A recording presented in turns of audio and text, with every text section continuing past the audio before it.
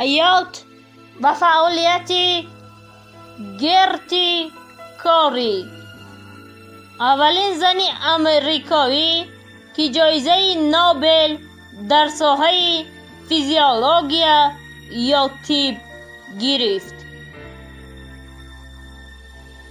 گرتی کاری زنی که گردش حیات را کشف کرد.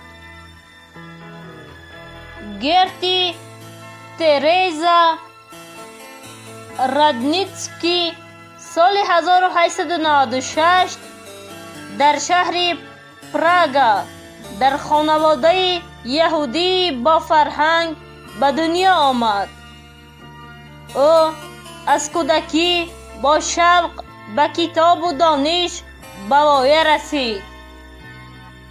در دوره مکتب زود فهمید که جسم انسان از سر حیات را فهمیدن آرمانی اوست.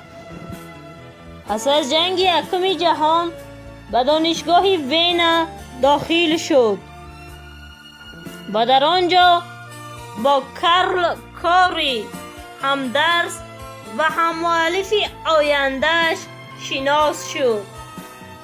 آنها هر دو به بیوشیمی دل بستند و بعد ختم اوله دار شدند. پس از مهاجرت به ایمئه سال 1922 اوله کاری در شرایط سخت اجتماعی و مالیوی کار میکردند. در برابر شوهرش گرتی همیشه در تحقیقات شرکت میکرد، اما سالهای زیاد به او مقامی رسمی نمیدادند زیرا زن بود.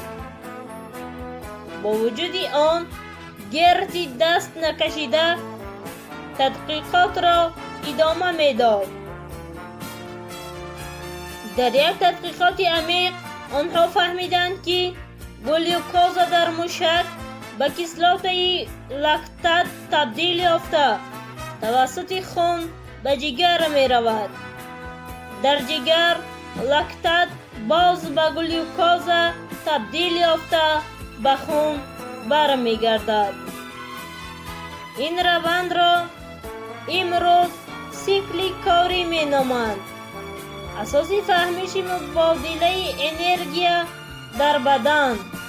آنها اینچنین فرمنت های اساسی این روند را جدا کردند. این تحقیق برای طب و اندوکرینولوژی علم غدود تغییرات اساسی آورد. سال 1947 گرتی و کارل کاری جایزه نوبل در فیزیولوژی یا طب گرفتند. اولین باره که زن و شوهرش همزمان با هم این جایزه گرفتند گرتی بود. گرتی اولین زنی امریکایی شد که با چنین جایزه سزاوار گشت. گرتی با وجودی مبتلا شوی به بیماری خطرناک خون پروفیلیا تا نفس‌های آخر تحقیق کرد. او در سن 61 سالگی سال 1957 از عالم گذشت. امروزها کاری سویسلی یکی از اساسهای علم بیوشیمی و طب می باشد. بسیار استیپندیاها و آزمونها به نام او گذاشته شدند. نام او همچون نماد از متانت زن در علم با احترام یاد می شود. گرتی کاری اثبات کرد که عقل، اراده و مهر و محبت می توانند همه گونه سدها را بشکنند.